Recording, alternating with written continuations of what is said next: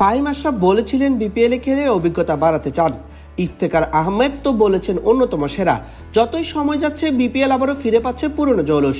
অতীতে দেখা গেছে মাঠের বাইরে যত অব্যবস্থাপনা তা কত দ্রুত দূর হবে তা সময় বলে দিবে। তবে মাঠে বিপিএলে এবারে দিচ্ছেন অমৃত স্বাদ। এবার বিশ্বের অন্যতম সেরা কোচ মিকি আর্থরের কণ্ঠেও বিপিএল এর প্রশংসা। তার মতে বিপিএল এর মান অনেক উঁচুতে। কেন, তার ব্যাখ্যা দক্ষিণ আফ্রিকান এই কোচ বলেছেন বিপিএল এর কন্ডিশন বিদেশি ক্রিকেটারদের জন্য কঠিন এবং প্রতিটি দলই প্রতিদ্বন্দ্বিতাপূর্ণ। রংপুর রাইডার্সের প্রধান কোচ বলেন, বিপিএল খুব ভালো। এখানকার ভিন্ন কন্ডিশন বিপিএলকে আরো ভালো করে তুলেছে, বিশেষ করে বিদেশি ক্রিকেটারদের জন্য।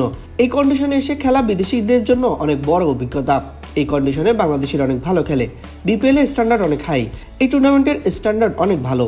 দারুণ টুর্নামেন্ট, প্রত্যেক দলের ম্যাচ উইনার আছে যা প্রতিটি ম্যাচকে গুরুত্বপূর্ণ করে তোলে।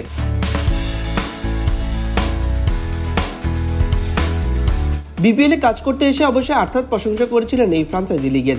গত মাসে গণমাধ্যমকে তিনি বলেন, অবশ্যই আমি বাংলাদেশ উপভোগ করি। দারুণ একটা প্রতিযোগিতা। এখানকার ক্রিকেটারদের মান অনেক বেড়েছে, দিনকে দিন আরো ভালো হচ্ছে। বিপিএল দারুণ এক কম্পিটিশন।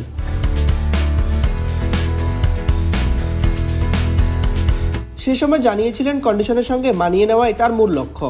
আসলে রংপুরের পরের দুটি ম্যাচে ফ্লাড লাইটের আলোতে, তাই শিশিরের ভূমিকা থাকবে। যদিও সিলেটের মতো ঢাকায় শিশিরের বেশি প্রভাব নেই, তাও আর্থার আশাবাদী শিষ্যরা মানিয়ে নেবেন কন্ডিশনের সঙ্গে।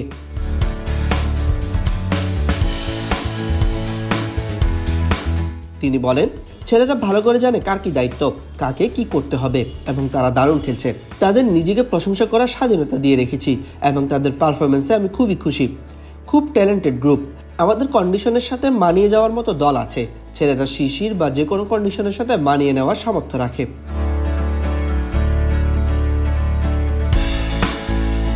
সাইদ ইবনে শামস, বিডি ক্রিক টাইম।